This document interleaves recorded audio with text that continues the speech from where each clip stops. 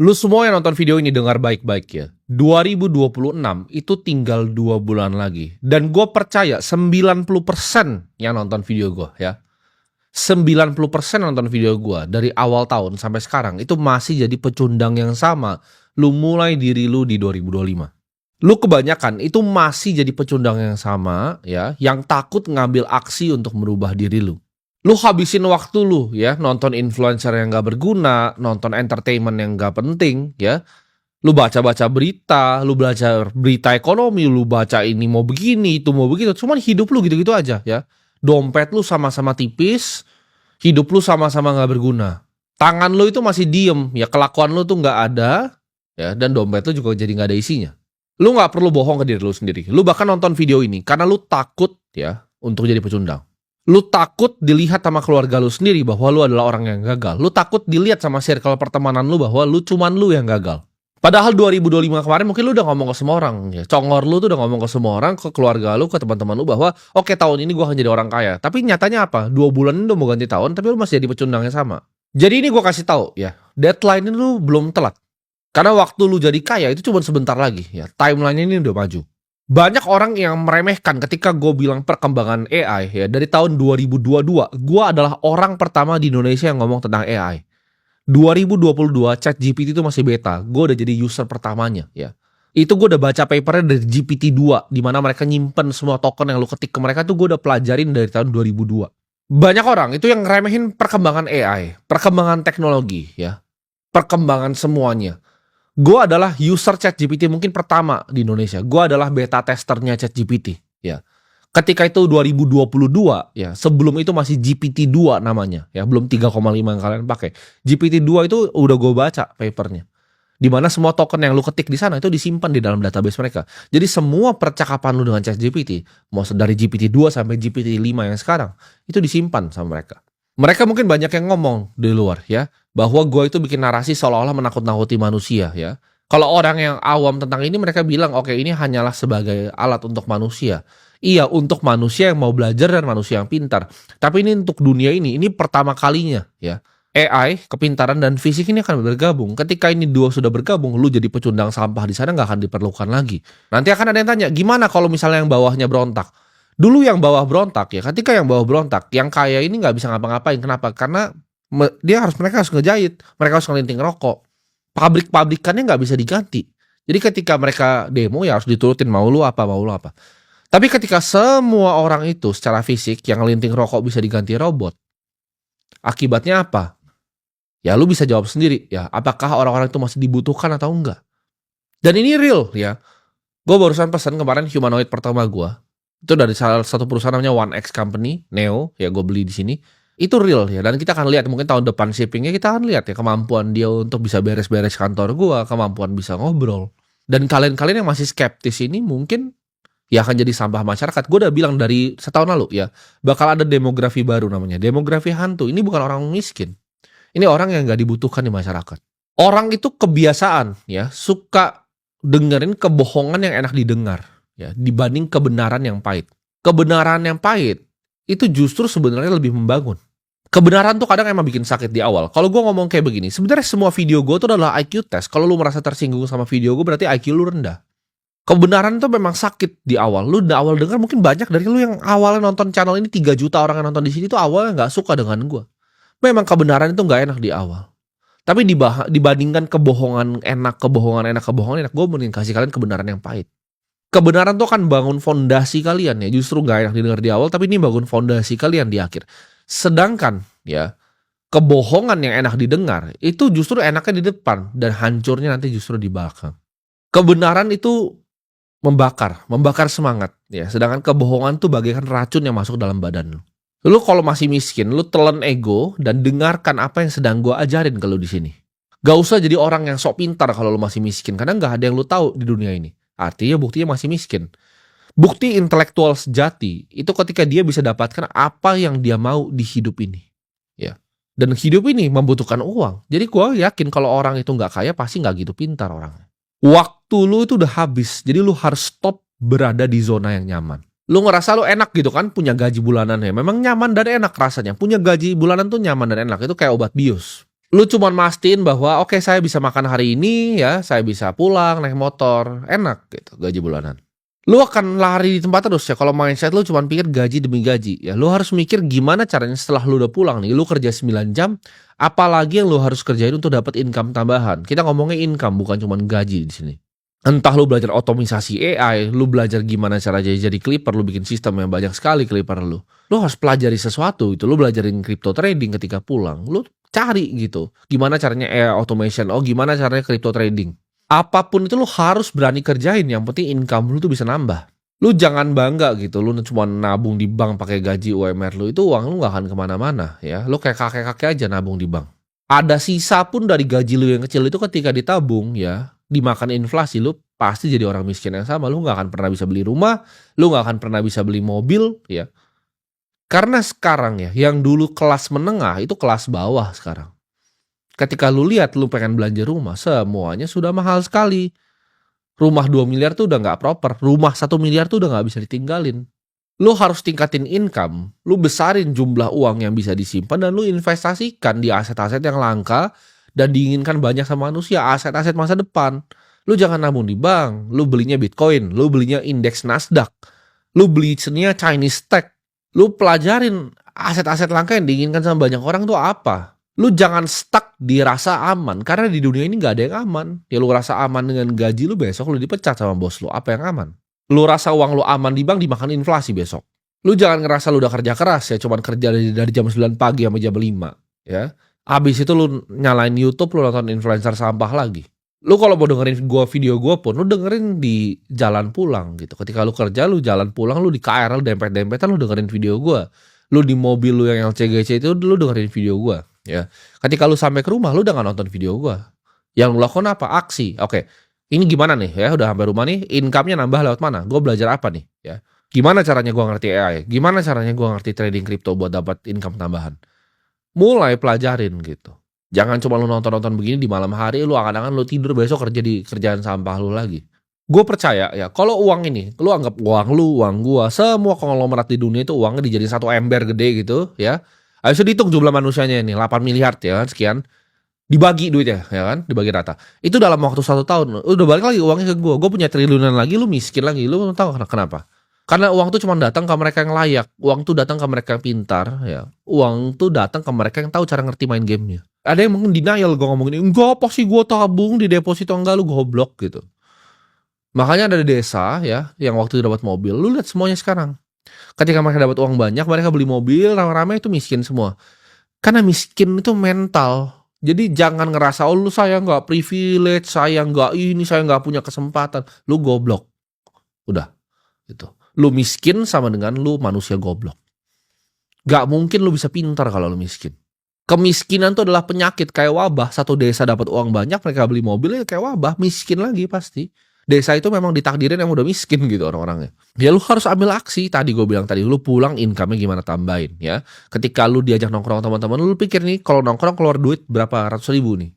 Ini kalau gue investasikan masa depan future value-nya berapa. Lu harus pikir, apakah keputusan yang saya bikin hari ini 10 tahun lagi akan matters atau enggak? Itu framework-nya gitu. Ketika gue mau investasi, ketika gue mau lakukan suatu usaha, ketika gue mau lakukan suatu aksi, apakah video yang gue bikin ini saat ini gue bacot di depan kamera ini ya buat ngomong ke orang-orang gak berguna kayak lu itu, apakah akan berdampak nih 10 tahun? Kenapa? Karena misi gue pengen bebasin lu semua dari rantai finansial. Gue pengen bebasin lu semua dari sistem perbudakan finansial. Makanya video ini gue bikin gitu. Jadi gue tahu yang ngerjain juga cuma sedikit. Paling cuma 10.000 orang yang ngerjain. 3 juta nih manusia nih semuanya pecundang, paling 10.000 yang jadi orang. Nah lu mau jadi salah satu dari 10.000 itu atau enggak? Karena sangat kompetitif sekali loh. Kalau lu harus tahu dunia ini sangat kompetitif. Untuk lu jadi 0,01, lu tau gak what it takes untuk jadi 0,01? Itu kayak lu datang ke stadium ya, isinya 10.000 orang ya. Ini berantem sampai mati gitu kan. Lu keluar jadi satu-satunya pemenang. Lu mau jadi orang kaya, lu harus jadi 0,01. Nah, mampu gak lu dari 280 juta orang Indonesia itu? 0,01. Lu gak usah jadi kayak gue tuh 0,000001 mungkin gitu kan. Gue mungkin 1 gitu. Dari Indonesia 270 juta tuh 1 dari 280 juta gitu. Disuruh satu negara luas ini berantem semua sampai mati, gue satu yang berhasil. Gue nggak minta lu jadi gitu, tapi lu bisa nggak di stadium 10.000 orang lu jadi berhasil? Karena jadi kaya itu adalah kompetisi nomor satu dunia ini. Kenapa? Karena itu waktu orang yang dibekukan. Uang tuh waktu orang yang dibekukan. Semua orang mau punya uang, semua orang mau punya kebebasan. Karena lu nggak bisa punya kebebasan kalau nggak punya uang. Fundamental dasarnya manusia itu kita nggak mau jadi budak, kita mau jadi orang yang bebas. Tapi kalian udah dikondisiin sama semuanya, sama media, ya, sama propaganda untuk jadi budak gitu. Ketika gue bilang sistem sekolah itu scam, kalian bilang enggak, sekolah itu enggak scam. Lu lihat Peter Thiel gitu, yang investasi di Palantir, yang bikin investasi di Facebook. Dia bilang apa? Kuliah itu nggak berguna gitu. Tapi orang-orang yang kuliah di luar negeri, oh enggak Peter, kalian kan goblok gitu. Lu kalau ikutin gua ya, gua ngajarin lu di borong Bitcoin aja, duit lu udah double. Nah, gua tanya udah double belum duit lu? Terus kalau lu masih mikir gitu, oh bahwa saya lebih pintar ya dari dia. Enggak, lu lebih bego pasti gitu. Lu udah gua ajarin nih, oke. Lu nambahin kamu, lu sisa duitnya gimana? 50%, oke, lu beliin Bitcoin. 30% lu taruh mana? Lu beli kelas.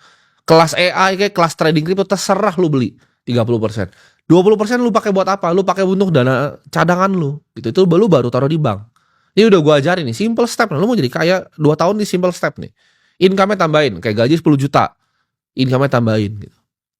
Karena gue liat sukses tuh seperti kata yang gampang banget dilempar sama orang-orang. Oh dia sukses, oh bos gue sukses. Oh dia kerja di konsultan di sini, dia sukses. Itu gembel bos konsultan lu, gue kasih tahu. Oh tapi dia keren, dia gajinya tinggi, gajinya 100 juta. Oh iya, gue tahu tukang bakso bikin 100 juta gitu.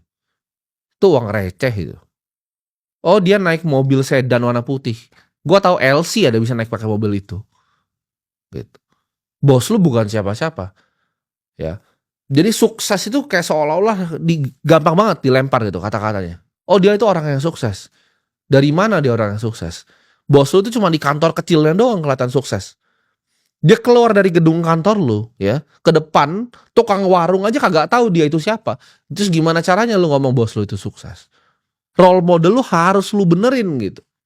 Siapa nih yang lu mau ikutin untuk lu beneran jadi orang? Bos lu ketika keluar dari kotak kecilnya itu, ya, gedung kecilnya itu, dia keluar set gitu kan, dia makan aja, nobody gives a fuck, gak ada yang peduli sama dia. 2 tahun sampai 2027 itu menurut gue cukup untuk lu jadi kaya. Ya kalau lu bener-bener tekun, lu naikin income-nya besar, lu bener-bener tekun, cukup untuk jadi kaya. Gue pengen lu tulis, jadi gue pengen lu aksi nih sekarang nih buat lu di sini. Gue pengen lu buka notes, lu tulis, lu buka buku kayak persetan, lu buka apapun terserah, lu tulis gitu.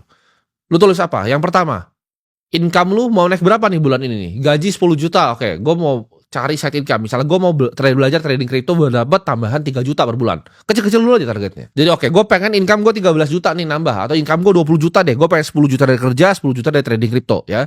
20 juta nih ya. Income gue mau 20 juta. Oke, itu income. Investasinya nih. Dari 20 juta itu tadi gue mau taruh mana? Oke, 10 juta gue mau taruh Bitcoin ya. Sisanya apa lagi nih? Gue mau taruh di mana lagi? Oke. 7 juta gue pengen investasi untuk gue leher ke atas. Gue tabung dulu untuk bulan depan gitu. 3 juta buat apa? Oke, taruh di bank untuk hidup. Gue pengen lu catat itu. Terus lu ada target asetnya. Lu hitung tuh. Oh, aset saya sekian. Aset saya 30 juta. Bulan depan. Aset saya tuh udah 50 juta. Bulan depan. Aset saya tuh udah 70 juta. Bulan depan lu catat lagi. Aset saya 100 juta. Lu kalau gak pernah catat kayak begitu, lu gak akan pernah jadi kaya. Gue dulu pas masih miskin. Duit gue 10 miliar gitu. 20 miliar. Itu gue catat. Gue catat terus gitu, oh, pertambahan aset. Kalau sekarang emang udah kagak bisa dicatat gitu. Karena kalau lu bahkan todong gue pakai pistol di sini, duit lu berapa? Gue nggak bisa jawab. Gitu. Ada yang di Singapura, ada yang di sini. Gue harus hitung dulu, rekap semua. Gue tanya tim gue, ya kan. Gue tanya orang finance gue ini berapa gitu. Exactly-nya berapa pun nggak tahu, karena kan fluktuasi ya. Gue ada berbagai macam aset, fluktuasi terus setiap hari. Kecuali lu udah begitu duitnya, baru lu boleh nggak catat gitu. Orang lain, itu pun orang lain yang catat. Lu tinggal tanya, oke berapa nih hal ini. Lu harus belajar gitu untuk investasi gitu kan. Lu join komunitas, lu investasi di relasi, lu ketemu orang kanan kiri. Cari orang yang mau bertumbuh. Jangan lu jadi kecoa yang sama di tongkrongan sampah lu dengan 3-5 orang sampah itu. Lu nongkrong sama kecoa, terus lu jadi kecoa gitu. Lu jadi kecoa kelima gitu. Tapi lu 1, 2, 3 kecoa. Oh gak mungkin begini bro, begini. Terus ngomongin politik kayak dia paling ngerti. Ya kan, kayak dia seolah-olah dia punya lembaga survei politik begitu kan. Gak penting gitu, gak penting. Lu fokus di diri lu ya. Fokusin ngapain lu berantemin hal yang lu tuh gak ada gunanya gitu buat berantemin. Jadi daripada lu jadi kecoa kelima, lu stop gitu. Lu dengerin video-video bermanfaat karena lu lihat ke depan harga rumah tuh mahal, Bos. Harga mobil tuh nanti mahal. Ya. Lu nggak bisa biayain istri lu. Dunia ini makin kompetitif, apalagi untuk lu laki-laki ya. Lu dilihat kayak sampah sama dunia kalau lu nggak punya duit. Lu gimana caranya istri lu mau nganggep lu sebagai laki-laki? Ini buat suami-suami pecundang. Di sana kan tugas laki-laki apa? Memproteksi dan provide. Kalau nggak ada yang namanya uang, gimana caranya lu proteksi? Gitu. Kalau nggak ada uang, gimana caranya lu provide untuk anak-anak dan istri lu? Jadi untuk lu orang-orang ya, laki-laki nggak berguna, lu sadar gitu. Jangan lu cuma nyalahin dunia terus gitu. Seolah-olah kayak bos lu yang susah, ini kerjaan yang lu yang susah. Bukan dunia yang susah, dunia itu gampang, lu yang bego gitu. Lu telan egonya gitu. Ketika gua ngomong itu telan egonya. Itu kebenaran yang pahit. Kalau gua mau ngomong nih kebohongan yang indah, gampang gua ngomong ke lu gitu. Oh nggak apa-apa, dunia ini memang susah, yang penting lu bisa makan hari ini. Tapi enggak nyatanya, karena gua tahu lu setahun depan mati kalau lu begitu. Dengan inflasi ya, produktivitas kayak sekarang, jumlah uang yang dicetak kayak sekarang, lu mati. Ini gue ngomong begini karena gue peduli sama lu ya. Gue peduli, gue pengen lihat keluarga lu tuh bahagia. Gue pengen lihat lu bisa bahagiain orang tua lu bisa bahagiain istri lu, bisa bahagiain anak-anak lu. Jadi jangan jadi orang bebal, egonya terlalu tinggi gitu. Karena manusia tuh jatuhnya karena pride, egonya terlalu tinggi. Gue ketika ada orang lebih kaya nih, orang punya 200 triliun ngasih tahu gue, oh Tim ini cara bikin sistem begini ya. Oke siap. Gue nggak ada tapi bang, gue nggak ada begini. Orang kebanyakan tapi itu goblok gitu. Hidup itu terlalu singkat, lu jangan main-main, hidup tuh singkat ya. Tapi gimana kalau ambil resiko, takut ngambil resiko untuk kerja tambahan, untuk berinvestasi. Lu sadar, lu udah punyanya 0 ya. Lu tuh gak punya apa-apa gitu. Lu kalau gak punya duit berapa, 50 miliar, 100 miliar, lu gak punya apa-apa gitu. Lu nothing tulus kok menurut gua ya. Lu kira uang 10 miliar lu itu aman gitu kan. Lu kira lu punya uang 5 miliar di bank tuh aman buat hidup di sini. Jawabannya enggak. 10 miliar ya lu taruh di bank ya. Tahun depan tuh udah jadi berapa? 9 miliar purchasing value aslinya. Nah kalau aja lu gak paham gimana lu mau survive? Dalam waktu mungkin ya 6 tahun duit itu udah setengah. Lu gak bisa beli apa-apa. Ya ini lomba gitu loh. Dan lu jangan harap lu lomba lawan kecoa kayak teman-teman tongkrongan lu. Lu lomba nyari duit sama orang kayak gua. Lu lomba sama konglomerat ya. Kita mau lomba cara cari duit sebanyak-banyaknya. Karena gue percaya sebagai tugas gue, sebagai orang yang diberkati untuk mempunyai lebih, untuk bantu orang-orang seperti lu semua, untuk bantu-bantu gitu loh. Ketika gue punya uang, gue bantu orang, gue bangun sekolah, gue bikin TK, gue bikin SMA, gue bikin SLB, gue bikin TK lagi di Lombok, gue bikin TK lagi di Kupang, gue bikin TK lagi nih bulan ini di Sumba. Uang tuh gue percaya sebagai alat gitu. Dan gue pengen lu semua jadi nanti orang-orang yang bisa diberkati juga. Ketika lu punya banyak uang, ikuti jalan gue gitu, lu bagi ke sesama lu bagi, lu lihat siapa yang susah lu bantu. Karena tugas kita nanti, lu misalnya lu nonton gua, lu jadi orang-orang pintar. Tugasnya orang-orang yang punya otak dan kemampuan intelektual lebih adalah untuk bantu mereka yang di bawah. Jadi lu harus tahu gue begini bukan buat jelek-jelekin lu. Gue begini karena justru gue paling peduli sama lu. Gue lebih peduli sama lu dibanding orang tua lu sendiri. Orang tua lu liat lu jadi pecundang, dia diem aja, ya kan. Malah dia ngenyek lu ketika lu mau coba sukses. Kalau gue enggak, gue percaya di sini ada at least ada 10.000 bajingan yang bisa jadi orang. Lu harus bisa bebas ya, jadi manusia secara waktu. Karena dengan lu punya kebebasan waktu, lu punya kebebasan berpikir. Dengan lu punya kebebasan berpikir, lu bisa pikir, oh gimana caranya kita bantu umat manusia. Dengan itu kita bisa jadi spesies yang lebih sempurna, teman-teman. Lu kalau cuma dapetin uang ya, lu cuma kerja, masuk KRL 9 ke 5, lu pulang, nabung gak bisa. Lu kayak tikus gitu. Manusia itu dilahirin untuk menciptakan sesuatu ya. Mungkin banyak yang nanya gue, oke Timothy, kalau uang lu sudah banyak sekali, sudah triliun, emang lu bisa habisin? Jawabannya enggak ya. Gue ngabisin sendiri juga, sampai mampus juga gak bisa. Gue tuh beli mobil udah 30 miliar, 15 miliar gue beli. Itu udah gak habis gitu uang gue untuk diri gue sendiri ya. Gue udah beli macam-macam, lu mau ngomong lukisan juga gue beli, udah macam-macam yang gue beli gitu. Tapi fungsinya bukan itu ya. Uang pada fundamentalnya ketika lu udah punya banyak sekali, lu akan cari yang namanya creation. Karena manusia itu yang penting dia berkreasi akhirnya. Kenapa Elon Musk tuh akhirnya bikin impossible venture, kayak mau bikin roket ke luar. Jeff Bezos juga mau bikin yang sama. Manusia itu mau menciptakan sesuatu ya. Kita adalah pencipta sebenarnya. Seorang manusia kalau kita nggak mencipta di hidup kita nggak punya meaning, kita nggak punya purpose di hidup kita, lu cepat mati, percayalah. Itu karena secara sel pun udah didesain seperti itu. Lu ketika lu percaya bahwa lu adalah pecundang, ya lu akan lu spiral, lu jadi depresi, lu jadi goblok, tambah depresi, tambah goblok. Sedangkan kalau lu punya purpose, oke. Gue lahir di sini untuk apa?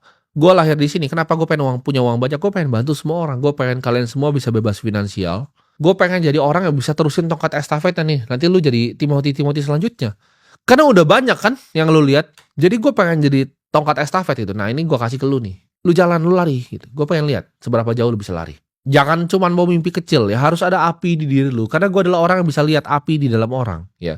Gue percaya itu awal kecil, tapi ada apinya. Mungkin pernah mau dimatiin orang tua lu, pernah mau dimatiin teman-teman lu. Tapi apinya itu ada ya di dalam jiwa lu. Ketika nonton konten seperti ini, lu ulang gitu, lu resapi ya. Jangan cuma lu nyinyir, jangan cuma lu ngerasa tersinggung. Karena gue bilang ya, semua perkataan gue adalah tes IQ. Kalau lu merasa tersinggung dengan statement gue, berarti lu orang bodoh. Karena komitmen adalah proses untuk mengeliminasi alternatif. Jadi kalau ketika lu komitmen untuk jadi kaya, lu eliminasi semuanya. Tongkrongan lu eliminasi semuanya. Gua untuk nyampe ke diri gue yang sekarang itu semua gue korbanin. Mau temen, mau pasangan, mau keluarga, semuanya gue korbanin. Kenapa? Karena gue tahu satu hal ya. Gue dilahirin di dunia itu bikin sesuatu. Ketika gue punya uang yang banyak, gue bisa menginspirasi lebih banyak orang. Ketika gue punya uang yang banyak, gue bisa bikin manusia jadi spesies yang lebih baik. Ya. Mungkin ke depannya gue pengen bikin civilization gue sendiri gitu. Gue pengen bikin peradaban baru gue sendiri. Gue pengen kumpulin semua komunitasnya sekarang jadi satu. Itu kenapa simbol yang lu lihat ya di semua Instagram gue, di YouTube gue. Itu banyak yang bingung itu simbol apa. Itu simbol matematika teman-teman. Itu simbol matematika itu namanya for all, untuk semua.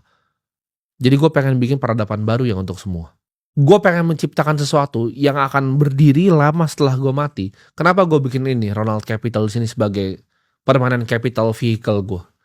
Karena gue pengen punya sebuah fund, gue pengen punya sebuah dana abadi yang ketika gue mati ini masih bisa biayain semua mimpi-mimpi gue, ya, semua riset-riset yang gue mimpikan, semua yang gue mau bangun itu bisa didanai oleh satu dana abadi ini. Makanya gue bikin institusinya. Gue bikin juga tempat belajarnya. Gue bikin akademinya, gue bikin dana abadinya, gue bikin foundationnya. Ini semua fondasi, karena gue percaya ya, rumah yang dibangun di atas pasir itu gampang runtuh. Tapi sedangkan rumah yang dibangun dengan fondasi yang kokoh, mau ada badai segala pun tuh gak akan kenapa-napa. Yang gue lagi set itu adalah fondasi-fondasinya. Dan gue akan lagi nyari apa? Penerusnya. Siapa yang bisa nerusin visi gue ini? Siapa yang bisa nerusin mimpi-mimpi gue? Supaya nanti suatu saat peradaban baru yang gue pengen itu bisa jadi kenyataan. Jadi semua yang gue ciptakan sini gue punya agenda. Gue pengen kalian bisa bebas finansial, kenapa? Gue pengen kalian ikut di dalam peradaban baru gue. Jadi lu jangan nunggu lagi, lu udah tahu harus ngapain tadi ya. Lu udah tahu persis lu harus ngapain, waktu lu tinggal 2 tahun lagi. Ya, dan gak lama. Jadi sampai jumpa di puncak gunung.